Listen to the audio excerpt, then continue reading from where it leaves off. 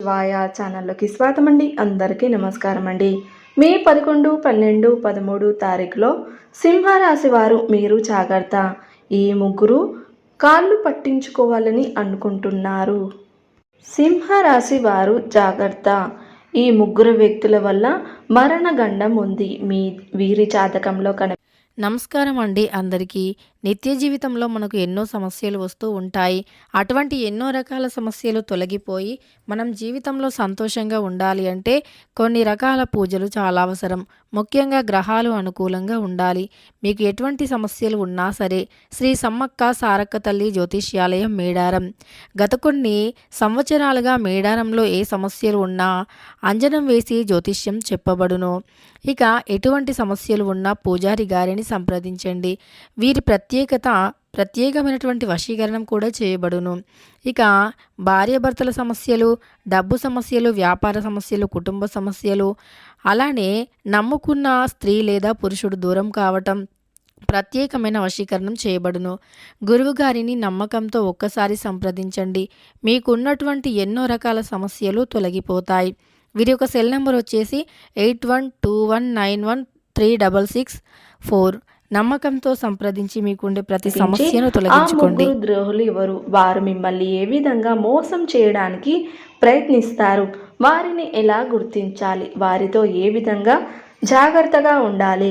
అలాగే వారి వల్ల మీకు వచ్చే సమస్యల నుండి ఏ విధంగా తప్పించుకోవాలి అనే పూర్తి వివరాలను ఈరోజు ఈ వీడియోలో చెప్పడం జరుగుతుంది.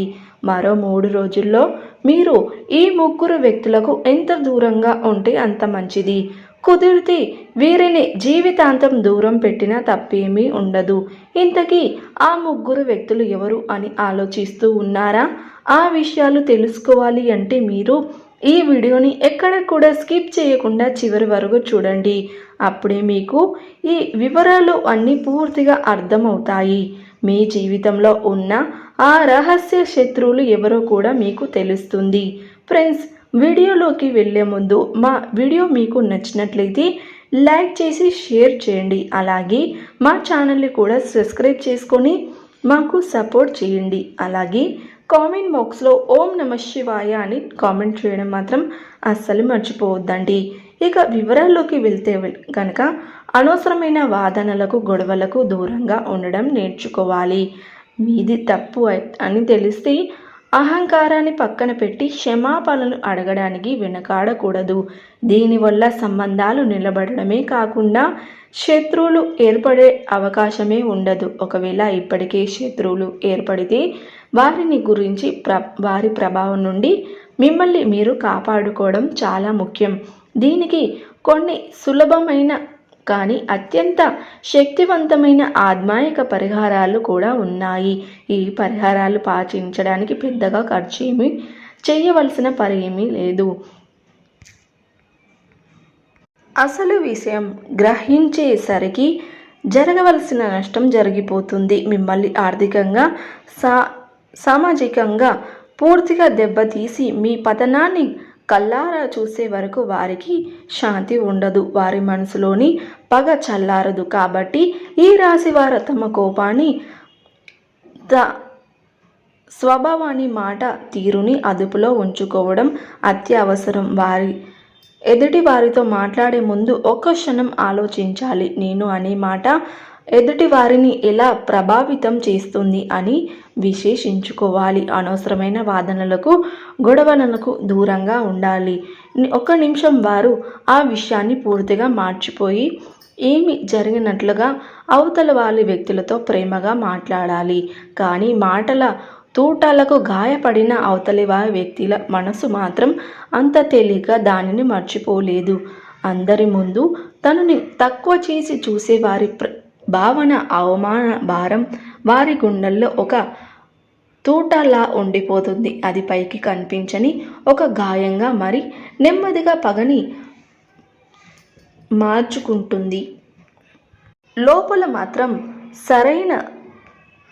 సరైన సమయం కోసం, ప్రతీకారం తీర్చుకునే అవకాశం కోసం ఎదురు చూస్తే రహస్య శత్రువుగా మారిపోతారు. ఈ రహస్య శత్రువులు అత్యంత ప్రమాదకరమైన వారు. ఎందుకంటే బయట శత్రువులతో పోరాడడానికి మనకు ఒక ప్రణాళిక ఉంటుంది. వారి బలం అంచనా వేయగలం, కానీ మనతోనే ఉంటూ మన మంచిని కోరుకున్నట్లుగా నటించే ఈ గుప్త శత్రువులను గుర్తించడం బ్రహ్మదేవుడి కూడా కష్టమే. వారు మీ బలాన్ని, బలహీనతలు, మీ కుటుంబ రహస్యాలని, మీ ఆర్థిక పరిస్థితిని, మీ వ్యాపారాలన్నీ తెలిసిన వారే ఉంటారు. వారు చాప కింద నీరులా చాలా నెమ్మదిగా మీకు ఏమాత్రం అనుమానం రాకుండా మీ పతనాన్ని, పునాదులని వేసేస్తారు. ఉదాహరణకి మీ దగ్గరి బంధువు ఒకరు, బాబాయి నాకు ఏ ఉద్యోగం లేదు, డబ్బు లావాదేవీలు కూడా పెట్టుకోకూడదు, వారి మాట విని పూచీకత్తులు, సంతకాలు చేయడం, వ్యాపారాలు, భాగస్వాముల ఒప్పందాలు చేయడం వంటి పనులు చేయకూడదు. వారు ఇచ్చే సలహాలను పాటిస్తే ముందు 1కి 10 సార్లు ఆలోచించుకొని అనుభవజ్ఞుల సలహాలను తీసుకొని నిర్ణయం తీసుకోండి. అది మీకు చాలా మేలు అనేది చేస్తూ ఉంటుంది. ఇప్పుడు మనం చెప్పుకున్న విధంగా ఈ రాశి వారు 3 ద్రోహులతో చాలా జాగ్రత్తగా ఉండండి. ఈ రాశి వారు సాధారణంగా చాలా శక్తివంతులు, ధైర్యవంతులు మరియు నాయకత్వ లక్షణాలు కలిగిన వారు.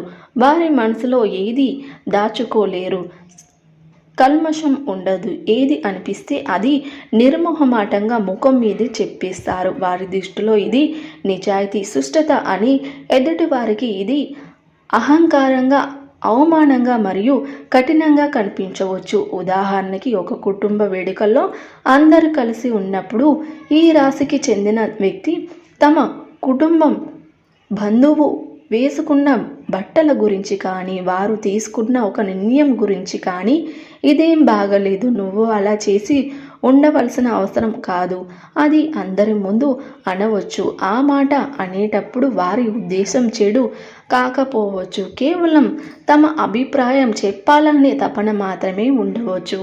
ఆ తర్వాత ఆ సమస్యలు ఎదుర్కోవలసి వస్తుంది. ఈ విధంగా ఈ రాశి వారి జాతకంలో ఈ 3 ద్రోహులు కనిపిస్తారు. మీరు చాలా జాగ్రత్తగా ఉండాలి. అంటే మిమ్మల్ని ఆర్థికంగా దెబ్బతీయడానికి కొందరు చూస్తూ ఉంటారు. అనవసరమైన సలహాలు ఇచ్చి మీకు కీడు జరగడానికి కొందరు ప్రయత్నిస్తూ ఉంటారు. అలాంటి ద్రోహి మీ జీవితంలో ఉన్నారు కాబట్టి మీరు చాలా జాగ్రత్తగా ఉండాలి. అలాగే మిమ్మల్ని రెచ్చగొట్టి అనేక గొడవలకి దించడానికి కూడా కొందరు ప్రయత్నిస్తూ ఉంటారు. అలాంటి ద్రోహి కూడా మీ జీవితంలో ఉన్నారు. చాలా జాగ్రత్తగా ఉండవలసినటువంటి పరిస్థితి కనిపిస్తూ ఉంది. ఈ 3 రకాల ద్రోహులు మీ జాతకం ప్రకారం మీ జీవితంలో ఉన్నారని తెలుస్తుంది.